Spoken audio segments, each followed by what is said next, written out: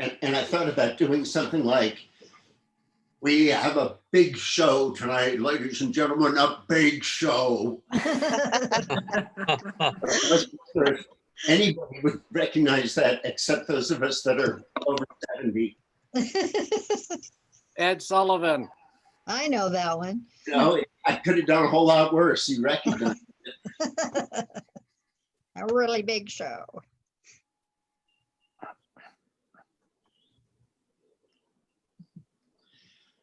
Somebody have some great news or a great share? Just anything, just something that made you laugh or smile or giggle today. Hmm. I have something I can say. Go for it. So, what do you call ice cream on a tennis racket? Sticky. Melted. Soft serve. Soft serve. Soft serve. Ah, you guys got it. You're too smart. No, it's I'm a tennis player. That's why. Oh, And an ice cream eater. treats all the way. Yummy, yummy. Well, I have a brief share, which is that I'm working the volunteer office, and the phones are ringing off the hook, and the signs are flying out, and donations are coming in, and it's all sunshine and rainbows right now. So I'm happy to report that it's the grassroots taking hold. Yay. Yay. Good. I think the way that we win in the immediate term and the mid and long term is by turning out massive numbers of Democratic voters. Yeah. Yeah. You know, let the pickup trucks and their flags just roll by. Don't even bother engaging. Let the dinosaurs roar. I love that. I love that metaphor. Okay. We're the little mammals running around, but we're going to inherit the earth. There are still yard signs available, Bill? Someone just asked. I haven't been in the office, but I doubt that we've gone through them all already. I know we started a list of Biden signs, and usually when they come in for a Biden sign, Whoops. Oh, We lost. everybody got muted. Oh, is that what happened? We do have more Biden-Harris signs. We have Pamela Swart signs. We have Elizabeth Bettencourt signs, Audrey Denny signs. Yay. And we have a shed with some more stuff. We tried to clear out the shed as much as possible so that people would, especially people in the office, would have an idea that what was in the office was what we had. But then we just got a big shipment over the weekend and some deliveries today. So we do have more signs.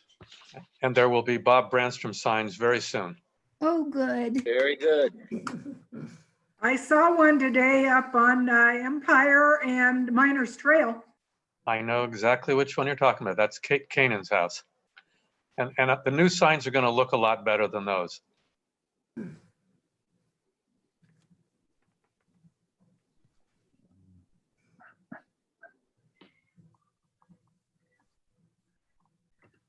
I have to say, it is so cool. There are 54 people on this call. Nice. That is great. Too bad we can't all be out in a park, having a glass of wine, hanging out with each other. But this is a close You can do that on second. Zoom too. Oh, Bill, you're cheating, man. You're cheating. Oh, look at you. Coming soon ish. Okay, if I'm gonna get started. My name is Peter Manette. I'm the chair of the Nevada County Democrats. This is one of our first Tuesdays. We've been doing first Tuesdays probably 10 months a year, with the exception of this year, since roughly 2012, 2011, 2012, sometime right around there is when we started doing first Tuesday programs. Tonight, we are going to have three of our three regional candidates, and we're going to be discussing 4 ballot measures. In addition, we have 3 other dates set up for a variety of events. So we've got September 22nd, we'll be introducing 3 of the county school board candidates. And by introducing me, I mean that they will have a chance to speak. We'll also be doing 3 ballot measures. On October 6th, another first Tuesday, we will have an additional 3 candidates, 2 city council candidates and a school board candidate, and the last 3 ballot measures. And then on October 13th, which is the second Tuesday in October, we will have an NID candidate forum where opposing all the candidates running for NID will be presenting. Okay. We have one more really big date that I'd like everybody to take note of, and that is the fabulous Festival for Democracy airing on YouTube and Facebook on September 12th. That's a Saturday afternoon from 4 to 6 in the afternoon. That will be hosted by Mary Moore. We have 9 different local recording artists who have who will be doing some of their own original music. We have a number of candidates and other Democratic officials whom we have limited to either 1 or 3 minutes. So we promise no long speeches. You can donate ahead of time, or you can donate during the event or after the event. And you find it if you Google Nevada County Democrats, or if you search Nevada County Democrats on YouTube, you will find our channel. You probably have already found our Facebook page, but same thing if you search Nevada County Democrats. There is still some old information on the internet. We have tried to scrub, and that old thing that they say about once it's on the internet, it's forever there. It's like, I mean, if you find something that's funky and weird, do another search. And if you search Nevada County Democrats instead of, I don't know, some weird iteration of that, you should be able to find it. Since we're going to be introducing some of our new candidates in just a second, I wanted to give you a heads up on a couple of League of Women Voters forums. So I don't have a tremendous amount of information. I've been in touch with the president, but I haven't heard that all the details are nailed down. This Thursday should be a forum for NU District 4. And then the League is also doing, I think it's on the 22nd, which means it's right opposite us, which is a bummer, but sometimes that's what, no, I'm sorry, it's next Thursday, the 10th. They will have a forum for all of the county Board of Education districts. They're doing District 1 at 5, District 2 at 6, and District 3 at 7. I know that when I'm done tonight, I'm going to have a beer. I assume that after doing like a 3-hour forum, my goodness, I can't even imagine. But what's important about the school boards is that the right wing is trying to take over both the County Board of Education and to some extent the Nevada Union High School school board. And that just creates a lot of problems and annoyance, as well as possibly endangering lives given the differences in philosophy. So I thought you might be interested in that.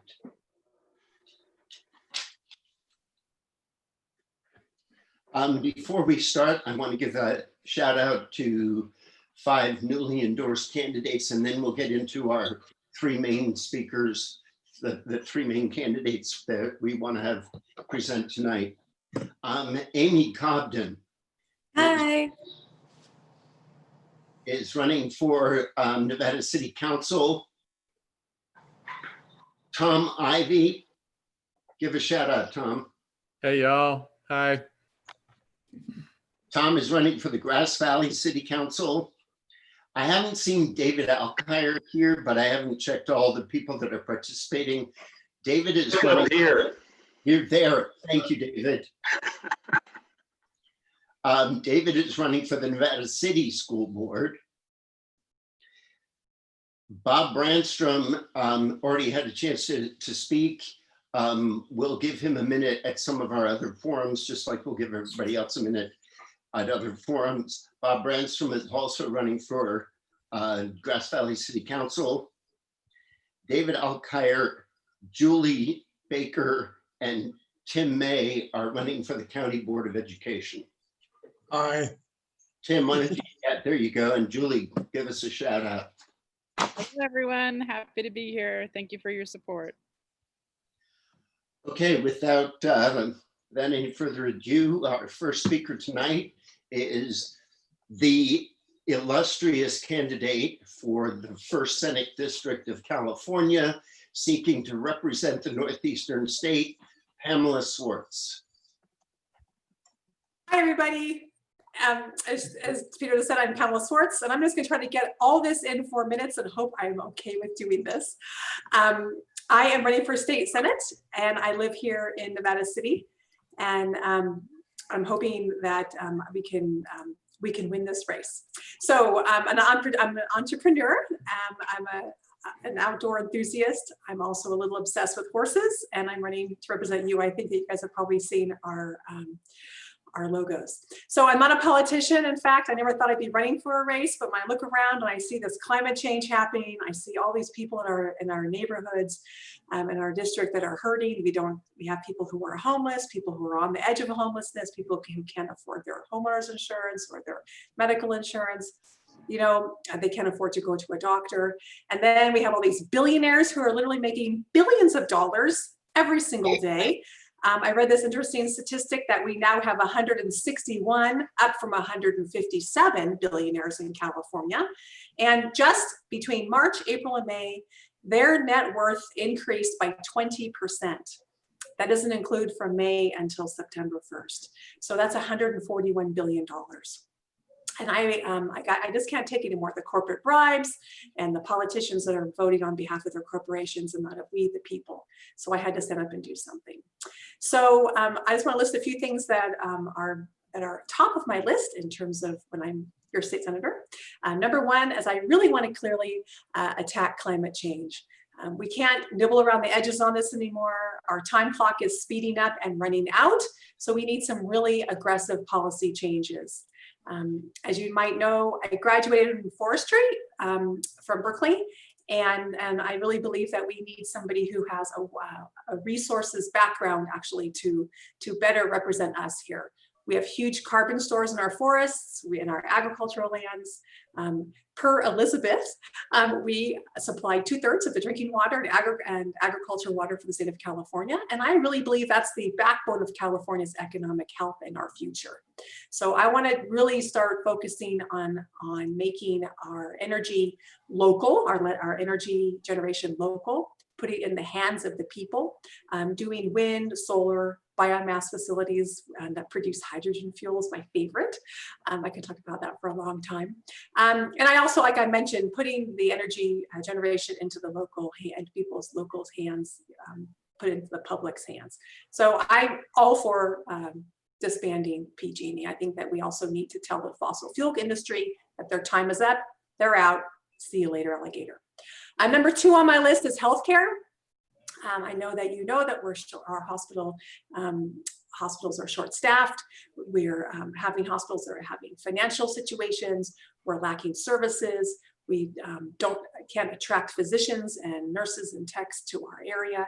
So I think it's really time now in the middle of this whole COVID epidemic that we need to make sure that healthcare is affordable, which in my opinion, it needs to be single payer healthcare, because I think that that it's time to take the private industry, the profit driven healthcare model, and get rid of it. So I'm going to fight hard for single payer healthcare. I would like to fight hard for incentives to bring physicians and nurses into our more rural district, maybe with some debt forgiveness programs and other things that we can do, fellowship programs. I'm also thinking that I think it's time that California, we do go ahead and manufacture generic drugs, because why not? It's time to make sure that people who need medicine can afford it. Number 3, housing, affordable housing, and enough of it. So something that really pulls really well is refurbishing existing units, existing buildings into affordable housing structures. So because it's way cheaper actually to build, not to have to build from the ground up, and just to retrofit these buildings. We have less of an environmental impact and fewer people arguing that they don't want to have that. And also, because of COVID, I think that we're going to have a lot of commercial space available to us also in our district. And I think that would be really great to look at transitioning that commercial space into affordable housing units, because businesses are realizing that, hey, my employees can stay home, they're just as productive, and I don't have to pay all this overhead. So another thing I'd like to do is to revamp the tax code a little bit and have the billionaires start paying their fair share, because I believe they haven't been paying their fair share. They're making their bazillions on taxpayer-funded roads and schools and police and fire and healthcare, mental health facilities for the counties and public. And anyways, I could just go on and on. So I'm not afraid to be the bad guy, but those are the things that really drive me. And so that's why I'm running. I think it's time that we have a representative who actually pays attention to those of us in our district and doesn't take no for an answer, just figures out a different way to actually get what we need done, because we have all the people that I think are very creative, but we just need the opportunity. And I'm looking forward to bring that to our state, or to our district at the State House. If there is anyone with a question, please type it into the chat. That's the way we want to handle this. Our host has probably muted most of you just because that tends to work better. So if you do have a question, type it quickly into the chat and Margie will present it to Pamela.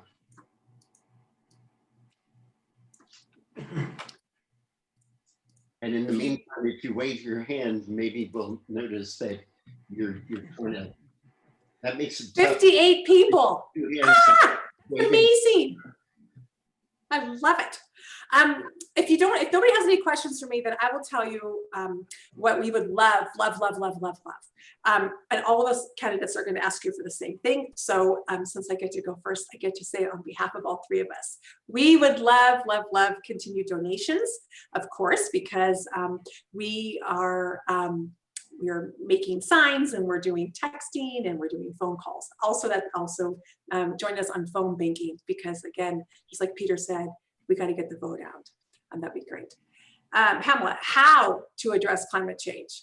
As I mentioned, we need to be making we need to get our forests more healthy. We need to improve the health of our watersheds. And I also want to point out that our forests have not been mismanaged. They have been underfunded. So I really am counting on Audrey when she's in Washington to bring those funds to us. And Elizabeth and I will be very, very creative and very good at putting those funds to work in our district. So biomass facilities was one of the things. You guys were talking about how do you deal with fires that are lightning strikes? Well, we're going to have lightning strikes, but we don't need to have those fires becoming out of control, because we just have crazy amounts of biomass out there and unhealthy forests. So we can also bring back the logging industry, the mills, and it'll just be a really great thing to actually have people who understand resources, natural resources, who are representing us. So I hope that answers some of your questions about. I could go on about biomass facilities that produce hydrogen fuel, and I think we might be getting one in Grass Valley. So that's really cool. If people do have more questions for any of the candidates, you can reach out to them and they're typically very pleased to answer. Our next speaker this evening is Elizabeth Bettencourt, candidate for the 1st Assembly District of Northeastern California. Elizabeth Bettencourt. Hello, everyone. I put some contact information in the chat bar for you if you want to get in touch. But I have to say, Pamela and Audrey and I were on an event together, 2 events together last weekend. And I can't say enough how much I appreciate running alongside these women, their ethics, their dedication, their drive. I don't know if Audrey's going to tell you how long she spent on the phone when she gets on here tonight, but it almost makes me cry, and it makes me want to give her more money because she is obviously dedicated to representing this district and making our dollars stretch and make a difference for Congressional District 1. So I think the world of these women and appreciate, Peter, you giving us some time together here tonight. I also just want to make a comment on Pamela's mention of not being afraid to be the bad guy. So you all have been doing this for probably longer than I have on the Democratic Central Committee front, and know how frustrating it is to get the California Democratic Party's attention to our district, to our rural district. And you know, I worked really hard at that last year. I've been a Democrat all my life. You know, I'm on the executive committee in the rural caucus. I thought, oh, no problem. The California Democratic Party is totally going to invest in this race. Oh my gosh, it was like pulling teeth. And this year, Pamela made a stink about investing in our district. Hopefully, Pamela, you're proud because I'm proud of you. Investing in our district from a rural perspective, and got Rusty and the California Democratic Party to invest thousands in Northern California in rural areas. So I just, you know, this woman is not afraid to be the bad guy, is not afraid to fight for what we need here in Northern California. So thank you, Pamela, for what you do and who you are.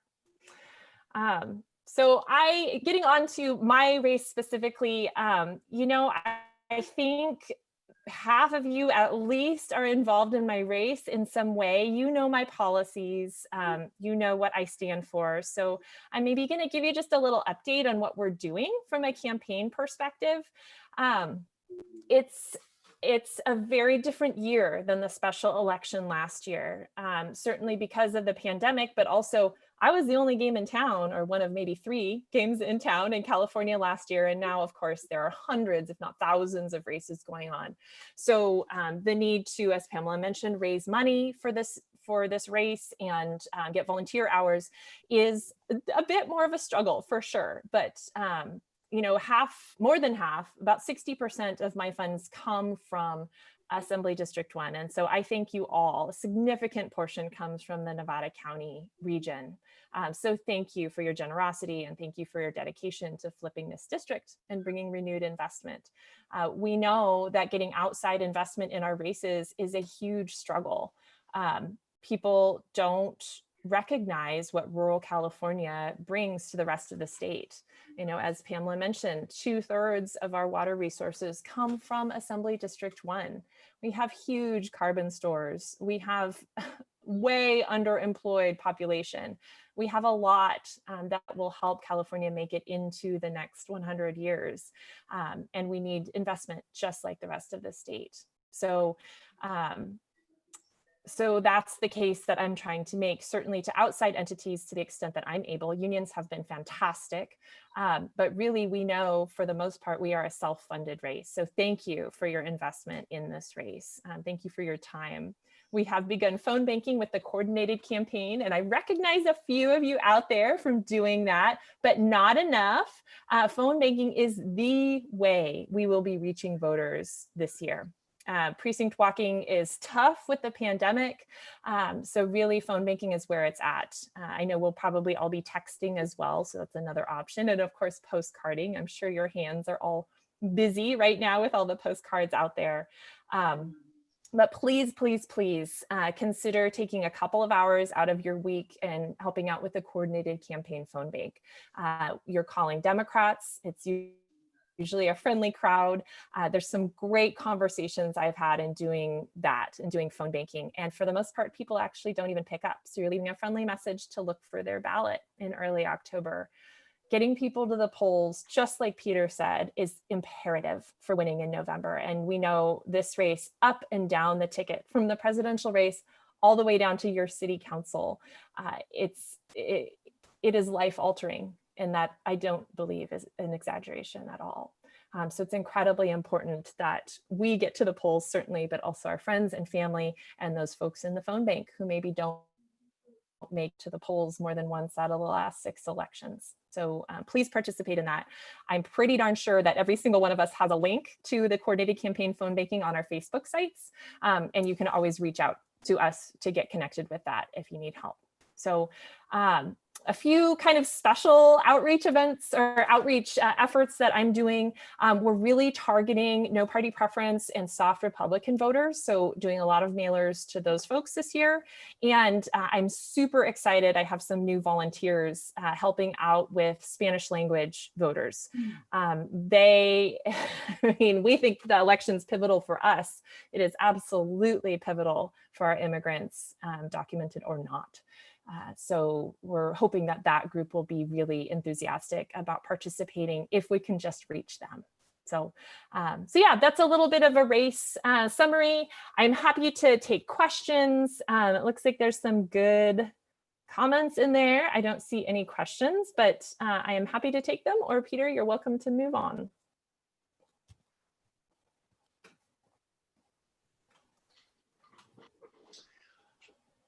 Elizabeth, thank you. Sure. Our next candidate is Audrey Denny, running for CD1, the 1st Congressional District. I'm sorry, Margie, was there a question? Sorry, I forgot to unmute. No, there was no particular question for Elizabeth. I think primarily people were trying to figure out which of you was running for which office and who your opponents were. So that's kind of been the essence of the chat. I put it in the chat for all 3 of them. Yeah, I did see it there. So thanks for doing that. I can just, if I guess one more thing, say one more thing. Audrey, Elizabeth, and I have to say, we agree on a lot of everything I have to say. I don't think that there's something that those two stand for that I don't. So it would be the dream team in Northern California to have the 3 of us. I'll just say that, and it's great running with you. Thank you. I'm sorry to jump in, but it would be really, really easy to just say who these people are running against. It would make it easy for people. It's in the, chat, and I will fix it. So the next speaker is Audrey Denny, running in the 1st Congressional District against Doug LaMalfa. Hey, that's me. Hey, friends. I scrolled through the names and I know most of you on this call, and I'm not going to tell you who I am because you've been stuck with me for over 3 years. So you're welcome. Pamela and Elizabeth are amazing. Elizabeth is right. We're doing this new thing where we do call time for 8 hours a day. So I hit a personal record and hand dialed 102 numbers today. And we're only going to have to do that for 62 more days, the exact same thing. So let's do it. This is how we raise the $1 million that we need to win this race. I'm going to spend my allotted minute or so of time telling you how we're going to win, and then whatever you want to talk about, let's do questions after. Before June of this year, I always thought that I could win, but I was living on hopes and dreams and pixie dust. We never had the numbers. Because this is a hard district for all of us, but my race especially. You look at it, it's an R11 district. We have a voter disadvantage. I got in 18 thinking I could win in 20, and the data shows us we can. We have a once in a generational opportunity this year to take this congressional seat. And if we cannot get it this year, with the level of professional campaign that we are running with a candidate like myself, we can never win this seat until it gets redistricted. And so we have 62 days now, I'm going to call it because it's almost 7, to make this happen. And electing me will have amazingly positive repercussions up and down ballot. Joe Biden is riding on my coattails in this district because I get a lot more votes than Democratic candidates get in this district. Neil asked, what am I planning to do that's different in 2018? And Neil, that's just what I'm going to tell you. So 2018, we learned a lot, right? I started as a 33-year-old ag teacher. My campaign manager, I stole from, he was a pastor at the Presbyterian Church, and we had good instincts, but we didn't really know anything. We have surrounded ourselves by the best and the best in the business, and we've taken our value system and figured out how to campaign within a value system, which is hard to do. But here's what's going to happen. Polling data. First question in June, I was 5 points back, already better than the 9 points I lost by, right? Second question, after they read ballot statements, 250 words on both of us, it's a dead tie. We're both at 47. 18 minutes. It's an 18-minute poll. At the end of 18 minutes of positives and negatives on the congressman and I am up 8 points. I have 50%, he has 42%, 8 undecided. And that's the first time in 3 years we've seen numbers like that. And not only does that show us, hey, here's a window, you can win. It tells us exactly how to win. So that I have 300 pages of data.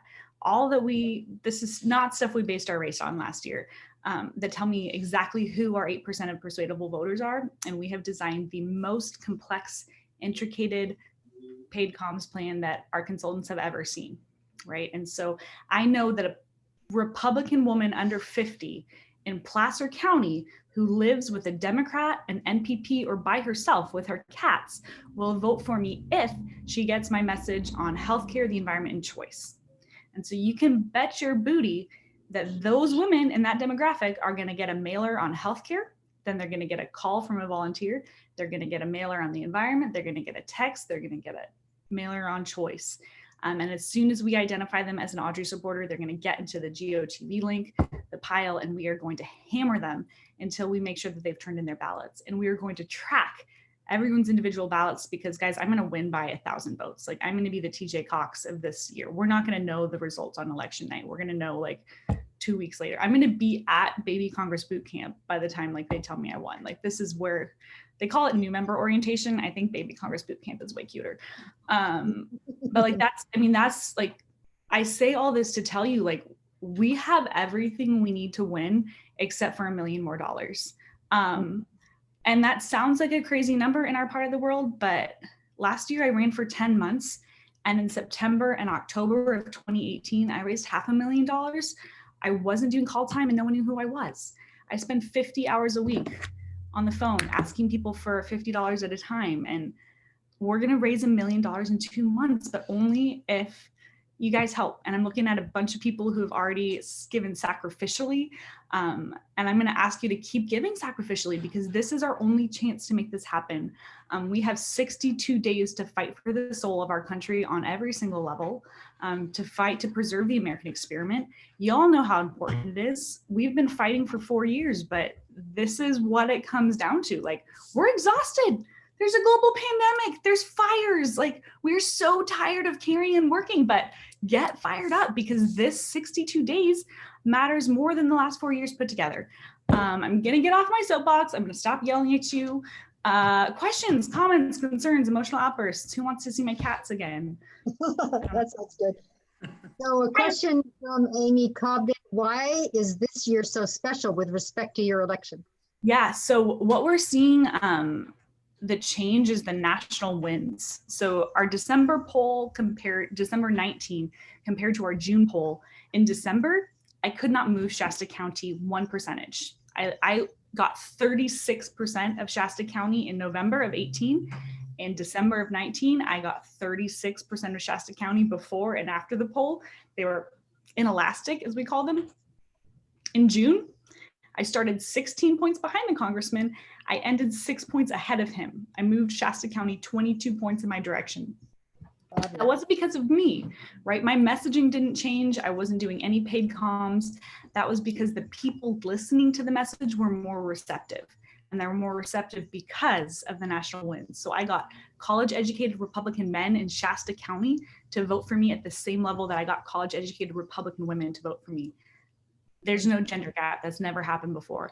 I got high school educated Republican women under 50 in Shasta County to vote for me.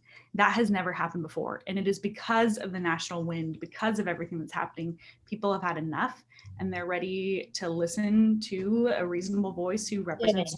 So we're going to freaking win, guys. We got to do it together. Great. Other questions?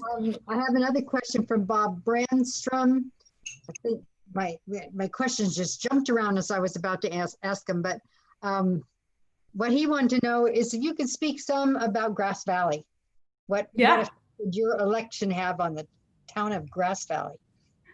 Well, you'd have a member of Congress that wasn't showing up, not wearing a mask, rallying up Freedom's Angels. I mean, I believe in climate change and that all people are equal. Like there's a couple of just baseline things that put me ahead of our dear esteemed congressman who's just ill-equipped for his job, bless his soul.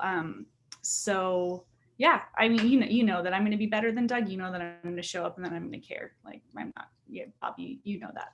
What's next? Audrey, I have a question. I'm caffeinated. Who's next? I have a question. Put the question in the chat, please, and then I'll read it.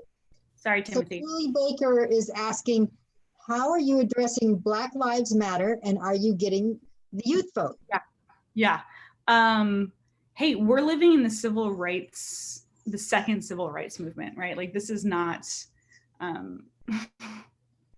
this is it, right? This is our chance to actually build off of what my parents' generation fought for, right? Like my entire life, all my work in the human rights sphere, I've thought that I was going to be able to build off their work, and now we're barely clinging on to what they created, right? And so I am just personally just so floored that we are actually floored in a good way. Like floored is like a good thing that hip young people say.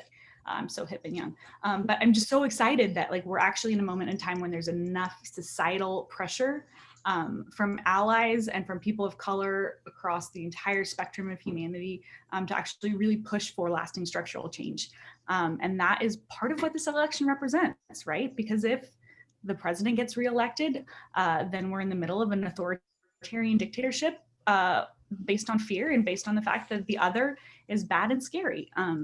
And when Joe Biden and Kamala Harris win, it's going to be the beginning of our work, right? Racism is not going to go away when they get elected. Trump's base is not going to melt away when they get elected. Like that's the beginning of our job to try to heal our country. And it's every single one of our jobs to try to bring ourselves back together, to try to help the poor darling Republican Party find its frickin' center so it's not bought and paid for, but it actually stands for conservative values again.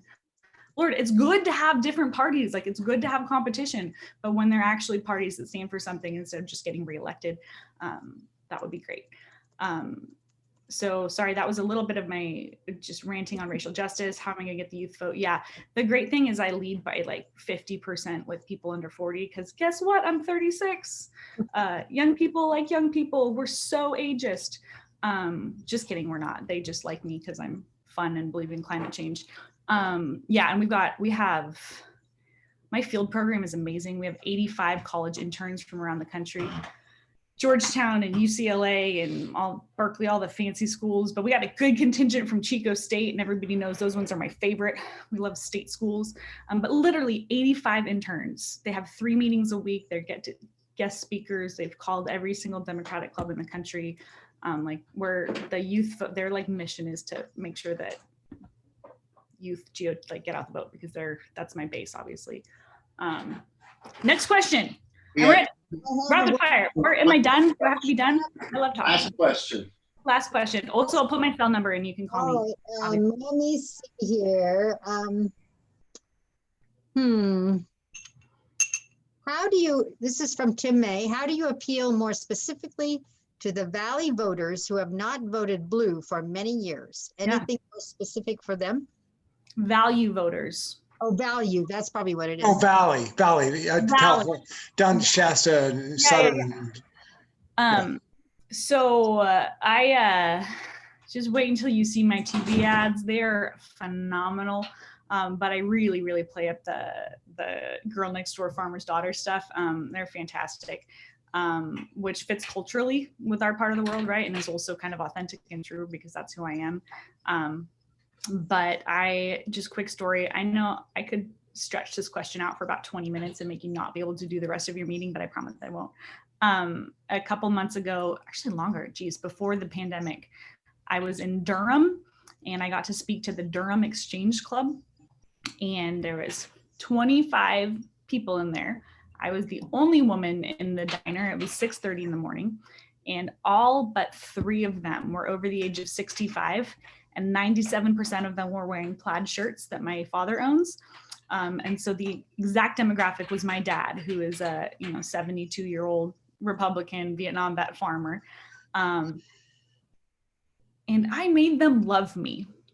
A, because I'm pretty charming, people like that, but B, because I talk about things that resonate with them, right? I say, hey, yeah, like the estate tax messes up farmers. Like, let's talk about water. Let's talk about natural resources. Let's talk about ag labor. And so I talk about things that I know we agree on. And when given the opportunity, I ask them questions and I listen to their concerns, and then I try to be reasonable. And that really resonates. Unfortunately, now we're in a global pandemic, so I don't get to woo older gentlemen who are Republicans. And so I just have to do it on the TV, but we're going to win.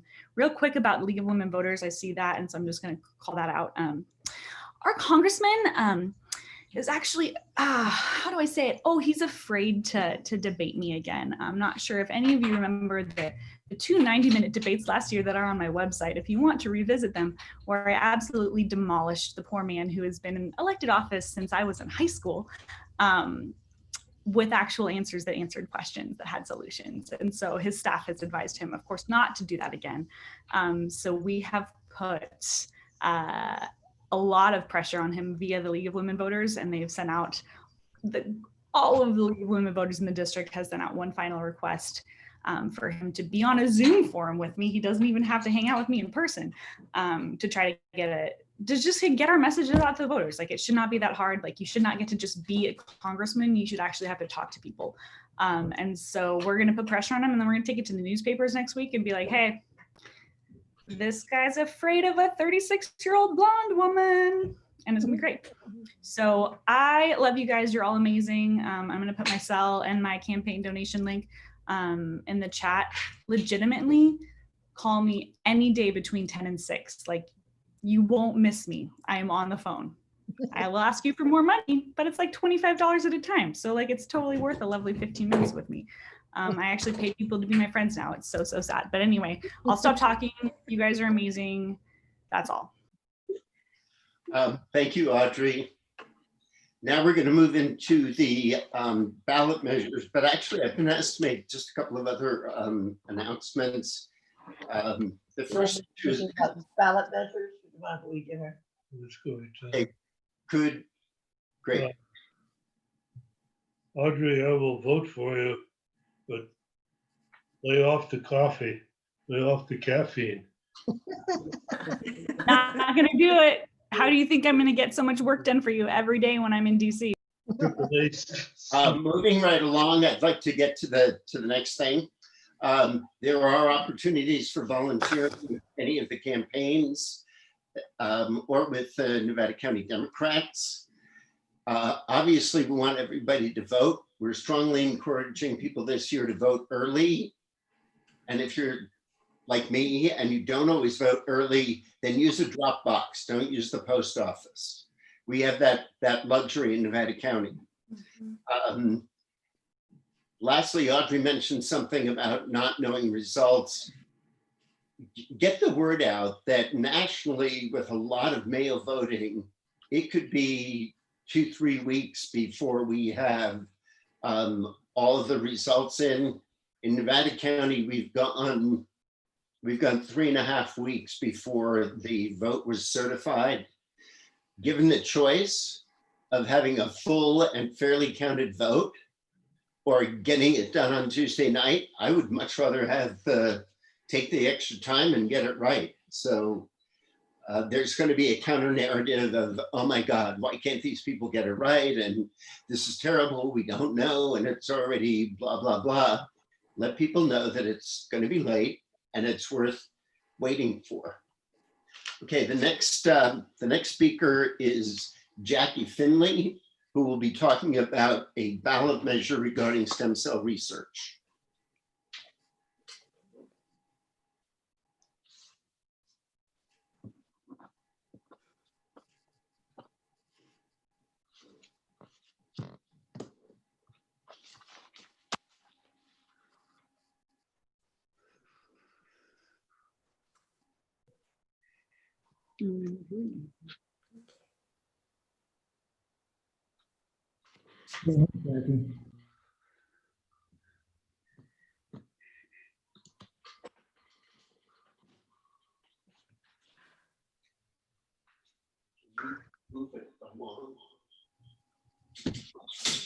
Okay.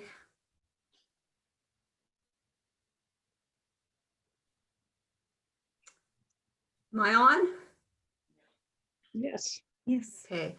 I'm Jackie Finley, and I'm going to talk for a few minutes here about Proposition 14, which deals with funding of stem cell research in California. And basically what happened in 2004, the state passed Proposition 71, which gave, I believe, about $3 billion to form the California Institute for Regenerative Medicine to not only perform stem cell research, but to also coordinate, kind of act as a coordinating body throughout the state for other clinics and universities and hospitals that wanted to do such research. And some of those institutions included the University of California at San Francisco and quite a few of the UC campuses and various hospitals throughout the state. That was 16 years ago that was funded, and the Institute has basically run out of funding and is taking in no new case or no new research. And the question for Proposition 14 is, should the state of California continue to fund stem cell research? Before I go on to this screen, there's just one thing I realized that I did a little research on stem cell research, and it varies throughout the United States. Some states like California will fund the research, and there are other states that absolutely ban it altogether. And you can probably kind of imagine which states those are, but some states do not allow stem cell research at all. You can see the official title at the top there. It's basically just known as the Stem Cell Research Institute Bond Initiative.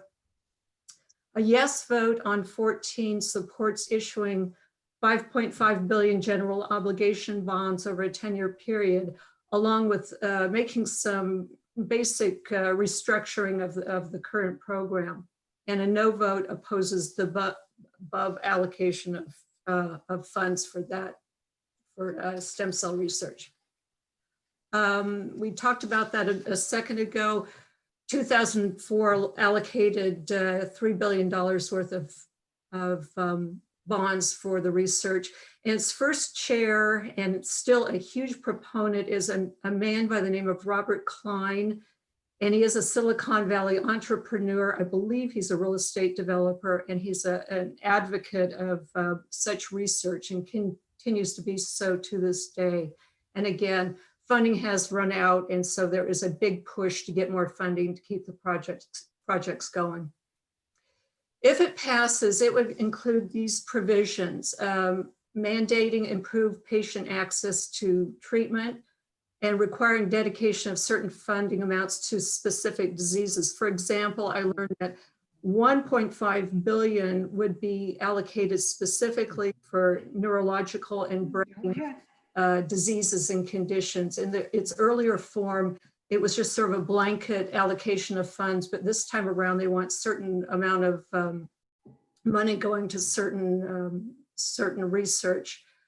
Public oversight would be improved. Right now they have 29 people in a citizens oversight committee, and that would be up to 35. And this includes medical professionals, biologists, ethicists, lay people, all sorts of people kind of across the board on a committee to keep tabs on what the Institute is doing. The administrative costs would be limited to 7.5% of all the allocation of funds. Training programs would be expanded to include programs for undergraduates and graduate students throughout California, and it would be targeted to those students who are interested in doing stem cell research. And grants would be awarded on a priority basis. If there was a real need for a particular type of research at a certain time, then those grants would be given out before grants for other research. Okay. As we've learned here, bonds would be 5.5 billion issued over a 10-year period. And the fiscal impact would be increased state's cost to repay the bonds, estimated to be approximately $260 million per year over 30 years. So the repayment would go to the year 2050 and beyond. So it is a long repayment period. Okay, supporters include the California Democratic Party, a PAC known as Californians for Stem Cell Research, Treatments, and Cures. And I believe Robert Klein, the man I talked about a minute ago, the original sponsor, is very involved with this PAC. A lot of patient advocacy groups are really pushing for this. And these are groups who deal with such conditions and diseases as ALS, MS, lupus, Parkinson's, etc. There's a large contingency of groups who are really pushing to get Proposition 14 passed. And quite a few of the state's medical, scientific, and academic institutions are for it. The UC Board of Regents is one of the bigger ones. Quite a few of the UC campuses are on board, as is Stanford University. And their reasons for support, that there's a need for really concerted and continued research that can help specific diseases. And again, it's like diabetes, lupus, ALS, etc. And another thing I learned was that as a lot of the people in California age, there are particular conditions and diseases that affect older adults. And these are included like Alzheimer's and Parkinson's, and there's going to be a greater need for research and work with these diseases as people age in California. There are quite a few opponents, and one I read about is the Center for Genetics and Society in Berkeley, of all places. And they are a conservative research group, very concerned about the ethics and moral aspects of stem cell research. And I'll go into that in a minute. They are very much against Proposition 14. Various conservative religious organizations are against it, and that includes some of the fundamentalist Protestant denominations and some of the conservative Jewish people who are affiliated with conservative Judaism. And some medical professionals are also concerned about the ethical aspect of stem cell research. And the reasons obviously include, well, perceived lack of appropriate oversight. That was a problem with the earlier configuration of the programs. Fear of involvement of unprofessional or unethical research clinics. Again, that was an earlier concern.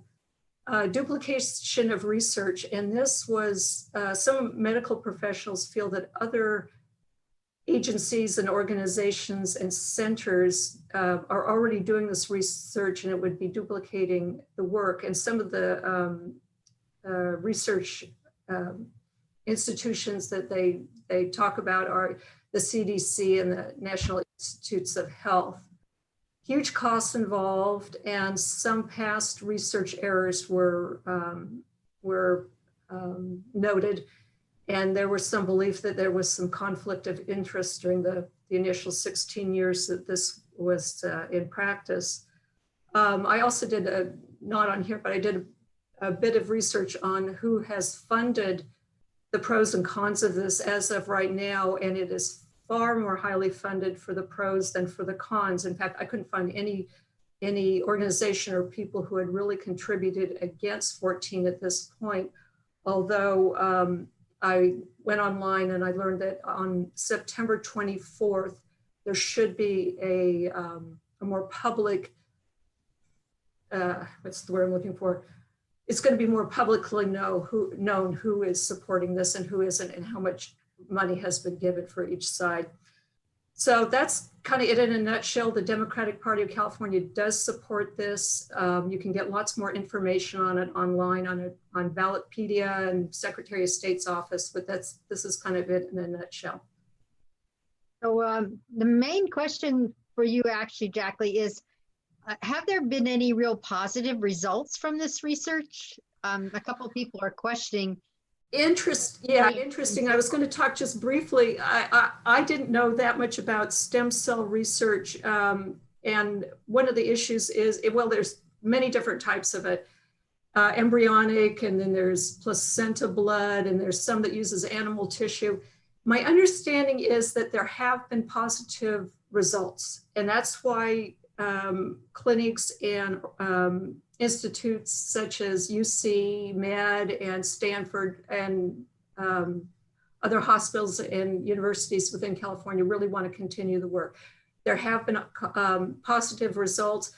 The people who are against it basically believe, I guess, how the ends don't justify the means, I guess. They feel there's a real ethical issue in continuing the research. Okay, that was about, I mean, there were two or three that were actually that question. Yeah, okay. Okay, thank you. Okay, our next speaker will be Wanda Wei, speaking about Proposition 16 regarding affirmative action in California. Thank you, Wanda.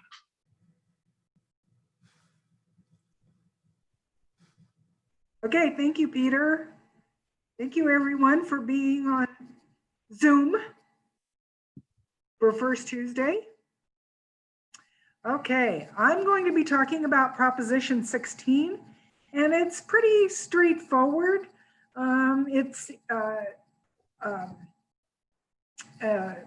It's basically a repeal of a constitutional amendment that was passed by California voters in 1996. That was Proposition 209. Proposition 16 is a constitutional amendment that would repeal Proposition 209. Okay, next slide. Okay. A generation has come of age since Prop 209 passed. That was 24 years ago. So I wanted to review what affirmative action is for those of you who need a refresher or don't know what it is. Affirmative action, the definition of it is the practice or policy of favoring individuals belonging to groups known to have been discriminated against in the past. And the context in which this was carried out was in qualifying for college admissions, workplace employment, and government contracts. And this was a practice that was put in place to provide opportunities for those who have been discriminated against in the past, to prevent them from any upward mobility or educational opportunities or anything like that. And the counter to that practice was that affirmative action set up discrimination against white Americans equally or better qualified. So, so we can go on to the next slide.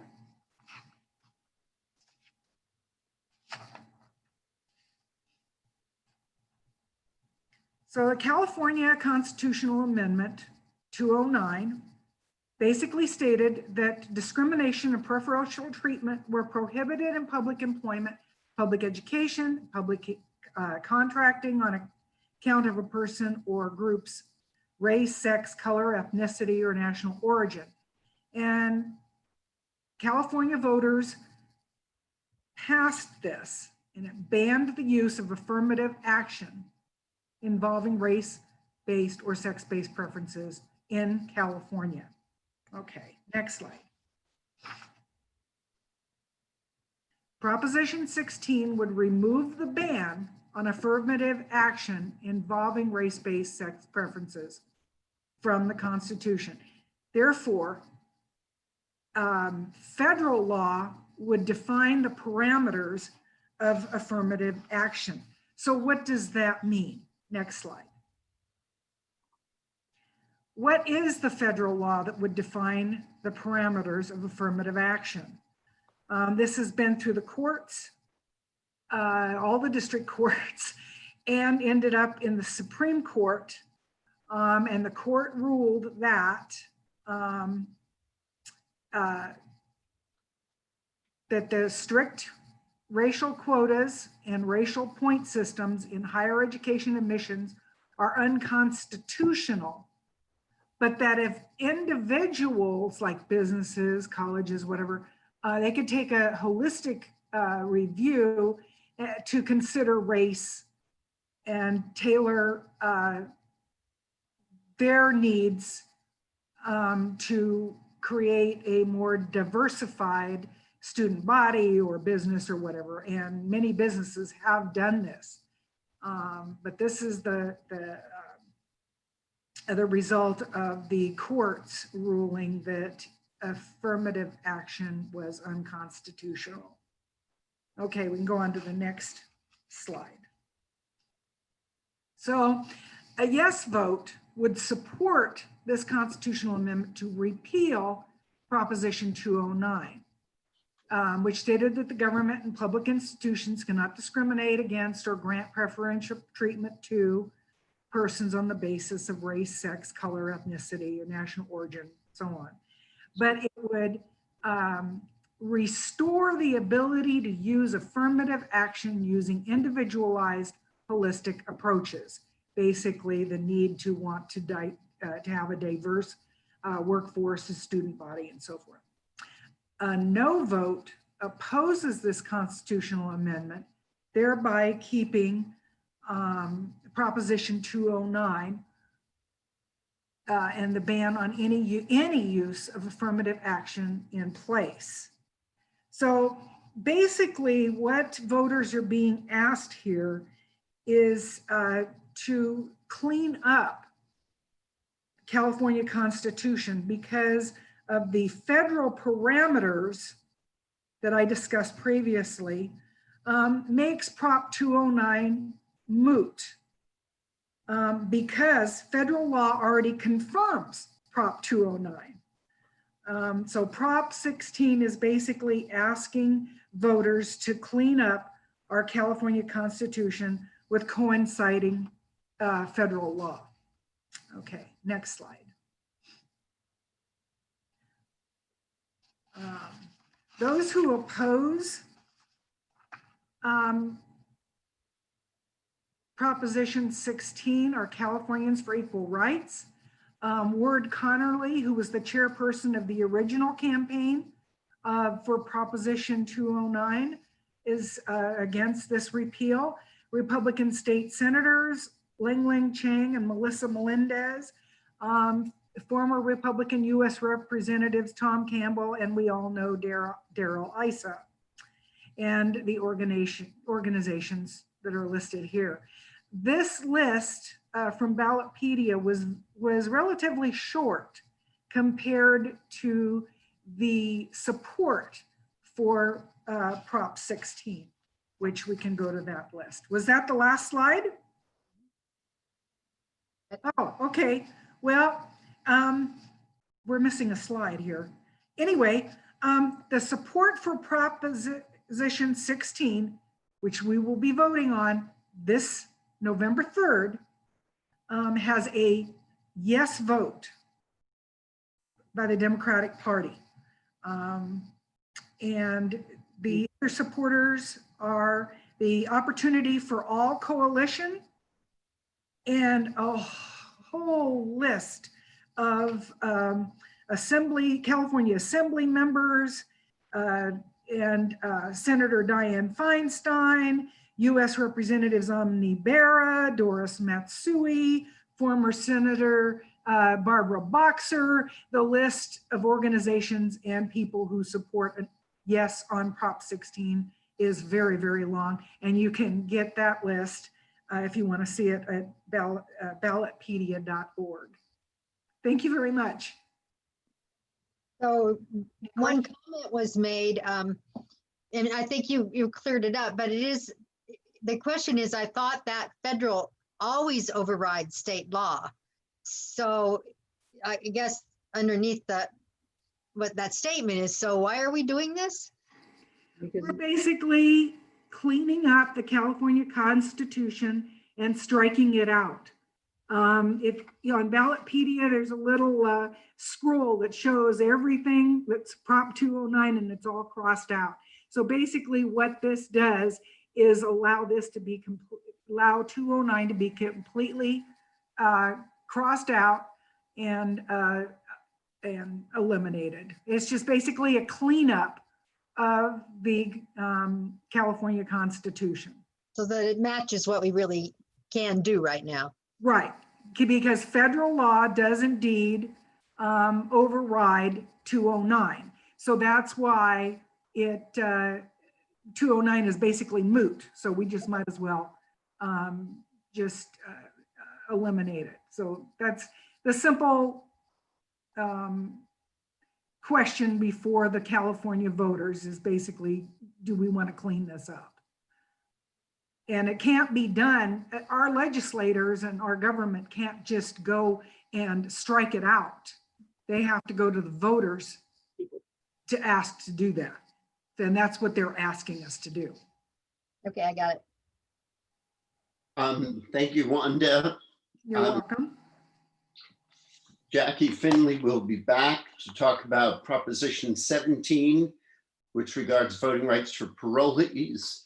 The last presentation following Jackie will be on Proposition 24, which will be regarding consumer privacy, and that'll be Mary Moore, but I'll reintroduce her. Jackie.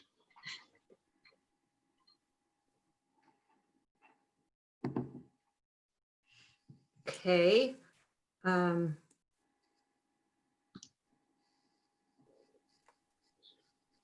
I just need my slides.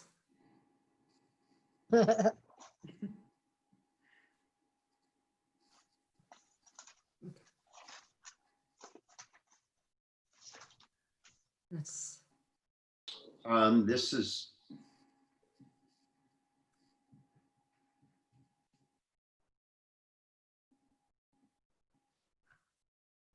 I can talk without them.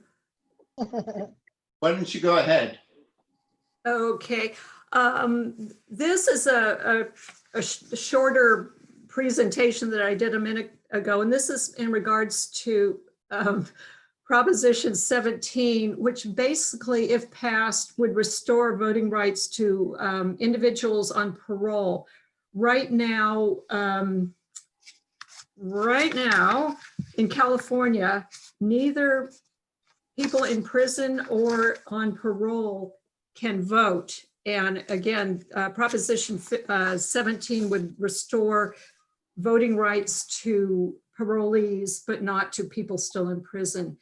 And I was not exactly clear what parole was. I had a good idea, but in a nutshell, it's an early release from prison during which time the individual agrees to abide by certain restrictions. And as long as the individual stays, does what he or she is supposed to do, okay, then they do not have to remain in prison. And this, again, this proposition would allow them to start voting again. Okay. And I've got the official title at the top. It's basically known as either the California Prop 17 Voting Rights Amendment or Voting Rights Restoration for Persons on Parole, or also known as the Free the Vote Amendment. A yes vote, it's just really clear cut. A yes vote supports a constitutional amendment to allow people on parole to vote. A no vote is against it. Okay. There's all sorts of different types of, well, how should I put it? California is one state that does not allow parolees or people in prison to vote, and it's across the board with different states. Some states allow people in prison and on parole to vote. Other states don't allow people to vote until they've been out of prison X amount of years or off parole X amount of years. So it's just across the board across the country as to what is allowed in each state. Kevin McCarthy is a Democrat from the 7th District Assembly, and he is sponsoring Proposition 17. Don't mix him up with Kevin McCarthy, who is a Republican. It's very easy to mix the two up, but this is Kevin McCarthy. And if Proposition 17 is passed, it would amend sections 2 and 4 of Article 2 of the California Constitution. And you can obviously look that up if you want and get the details. There would be some financial aspects to passing Prop 17, and that would be that there would probably be several $100,000 of expenses throughout the state of California. Each county would be required to provide an increased amount of registrator, voter, and system materials that could add up considerably, considering the size of the county and how many new voters they would have to absorb. That. Supporters of Proposition 17 include obviously the California Democratic Party, the Free the Vote campaign, which is a PAC, Senator and future VP Kamala Harris, California Secretary of State Alex Padilla, also the California League of Women Voters, the ACLU chapter for California. And if you go online and look who supports it, you'll find that probably the vast majority of California state senators and assembly members also support Proposition 17. And the reasons they give are that they feel individuals have paid back most of their societal debt, and that the quicker they can return to normal life, the better it is for them and society. And I was actually talking to a friend the other day, and he said, in a way, it is like encouraging good behavior. It's sort of like encouraging people who have been in prison, who are now on parole, to get back into general society and just get back to their normal life. So those are the reasons for the support. Opponents include Jim Nielsen. He's a Republican from the 4th District, a state senator. He is a very conservative gentleman. If you go on his website, you'll understand why. And then there is a conservative group called the Election Integrity Project, and they are adamantly against Proposition 17. And reasons for the opposition obviously include the belief that individuals shouldn't vote until their crimes are totally paid in full, and that parolees don't have the full trust yet of general society. As with the other proposition, I did a brief look as to who is pros and cons, who's funding, and right now it is radically more in favor than it is people against Proposition 17. So please vote for it. So we have one question. Okay. Why the additional costs? Why do you think? Oh, the additional costs, it's estimated that it would be in the hundreds of thousands of dollars throughout the state of California. I mean, that's the closest I could get to an actual monetary figure. Obviously, a county like Los Angeles would have to put out far more money for the increased amount of materials to bring in these voters into their, to cover their voting costs than a county like Alpine or something that is very small. But the thought is that the larger counties have more money to begin with. So in a way, the allocation of the additional monies would be kind of spread throughout the state. I could not get an exact figure. It's just estimated at hundreds of thousands. But the why is there, that's an estimate of cost to the elections. It's an office. estimate, it's an estimate at this point, yeah. Gee, I feel sorry for him, huh? We have Yeah. costs for new voters. Anyway, that was the question. That's kind of a great question. Peter, a question came up in between, since we skipped 15. Why did we skip 15? And so I answered that question about the fact that we'd shown it first Tuesday, but could you explain just briefly how people can see the past presentations? Go to YouTube, search Nevada County Democrats. You'll find our YouTube channel. And these presentations are being edited down to just the bare presentation. So you get to eliminate me rattling on with announcements and just hear the presentation. The Schools and Community First presentation is there. That's how you can access at your leisure all of these First Tuesday presentations since we started back up again in August. Yeah. So tell your friends too to go there if they would like to see what you saw tonight and first Tuesday. Jackie, thank you. Our next and last speaker for the evening is Mary Moore. She'll be talking about the only ballot measure of the 12 that are on the 12 statewide ballot measures that you'll see on your ballot, that has a neutral position from the California Democratic Party. It regards consumer privacy and technology. Mary? Well, first of all, thanks to everybody who has hung on till the bitter end tonight to talk about data.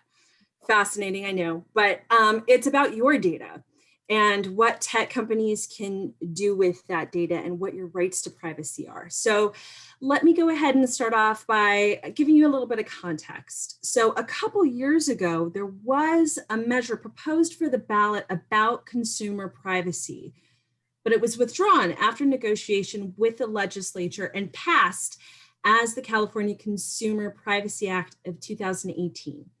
And this is a good thing because this is arguably the strongest privacy legislation in the country and really filled a void because we don't have federal legislation that addresses these issues. Now, the same proponent from back in 2018 is putting a new measure on the ballot in an attempt to protect the legislation from being weakened by tech corporation lobbyists. So if the proposition passes, it will expand protections and create an agency to actually enforce consumer data privacy laws that are already in place. Next slide, please. So I'm actually going to take the time to read to you some of the provisions of this ballot because this is one where the devil's really in the details. So I already mentioned that the main body of this is that it will create an agency, a regulatory body to actually enforce the legislation that's in place. But in addition, it will ensure that businesses can't share a consumer's personal information if the consumer requests that it's not shared. It also demands that businesses provide an opt-out option for having sensitive personal information as defined in this law, used or disclosed for advertising or marketing. So all those targeted ads that you might see on Facebook or other social media, it would allow you to opt out from them using your data in that way.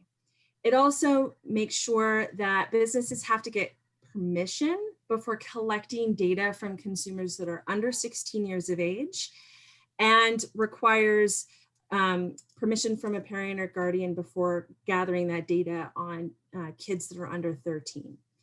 And it also makes sure that a business is compelled to correct your information if you request for them to do so, if they have anything on record that's not right. Now, the italics are mine, but there are some really important provisions here that we'll talk about here in just a second. All right, next slide, please. Okay, and there's, just wanted to review also the financial implications here. They estimate that the agency will cost about $10 million a year for employees and to do their work. They also anticipate some increased state costs in the low millions allocated to the courts because businesses would actually be prosecuted for defying this law. And then, of course, they would hope to recoup some or all of that money in the penalties that are charged to these businesses. But it's not very specific as to how much they think that would be. And as Peter's already mentioned, this is interesting and controversial because the party has not taken a position on this. And we'll unpack why in just a moment. But my understanding is that we were pretty close, actually, to supporting this proposition.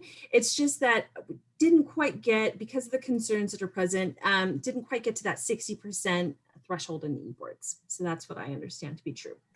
So the folks that are supporting this include the Californians for Consumer Privacy. And that's headed up by a gentleman named Alistair McTaggart. And he actually is a real estate developer. Apparently they're really into propositions. And he was also the person who a couple years ago originally pushed this through into law. And, his stance is that, this is a reasonable way to protect the legislation from being degraded. He's actually been quoted as saying this builds a moat around the laws that are in place so that they can't be made less strict. And there's a couple of other organizations there, Common Sense and Consumer Watchdog, that are supporting that. And they have raised spent about $4.7 million supporting this proposition. But as you'll notice on the other side of this slide, there's some really important folks that are opposing this. And one that caught my eye was, of course, Dolores Huerta, who's co-founder of the United Farm Workers, longtime labor advocate. That always rings a bell for me. And the ACLU, along with a number of other groups. Now, they actually haven't raised any money to oppose this bill, but if Neil, you'll be so kind to go to the next slide. Let's talk about some of the reasons that they cite. Do you have that slide there? Okay, I'll just speak to it on my side. So the folks who are supporting this proposition say that it's a reasonable compromise with tech companies. This isn't burn it all down legislation, but it prevents them from doing some things that I think most voters would agree is kind of icky with your data. For example, using sensitive information to stop, preventing Uber from racial profiling their callers for rides, or to stop, Spotify from using precise geolocation data, or Facebook from using your sexual orientation to market certain ads to you. I think a lot of folks have concerns about these kind of sensitive parts of our demographic information from being used by tech companies to persuade or exploit us. So that's the argument for. But the folks who are against this proposition don't think that it's wrong. They just don't think it goes far enough. And one of the things that they pick on is the fact that immigration status is not included or defined as private information, which means it would mean that some tech companies could gather and use that information, which could be used for exploitative purposes in the future.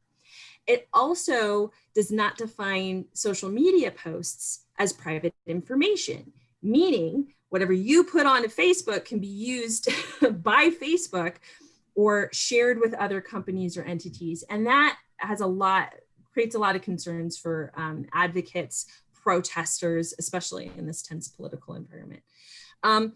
There's also some language that exempts worker information. So if you're using this technology, let's just say you have a cell phone for work, right? That cell phone actually has geolocation data for you.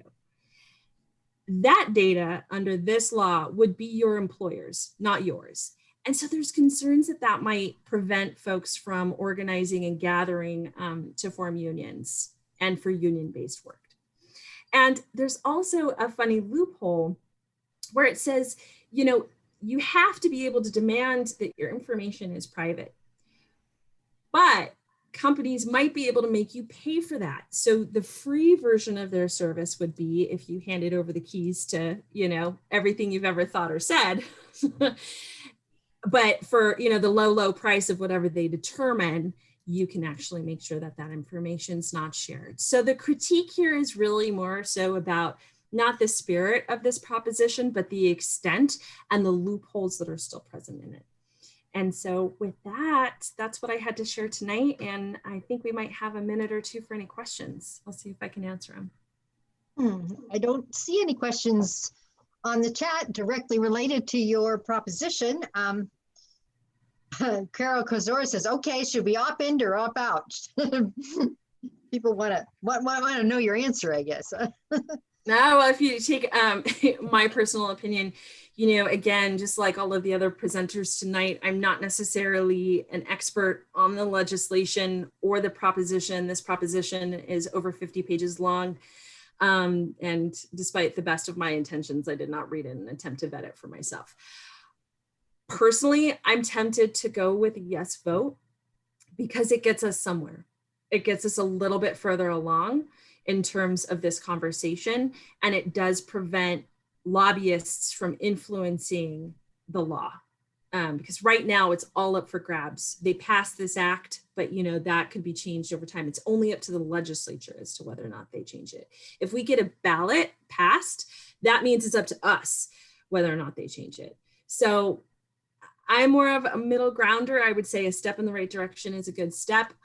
I definitely appreciate the concerns that the opposition has. And I think it's really important for all of us to be mindful of that and to be as informed as we can going forward in this new world about what information about our behavior online is actually not ours, but is corporate property at this point. So that's my thought. Anyone else? Okay, thank you. Back to you, Peter. Mary, thank you very much. Tonight was the heavy lift. The other heavy lift may be the NID Candidates Forum, although with 4 candidates, I don't think that it's going to be too long.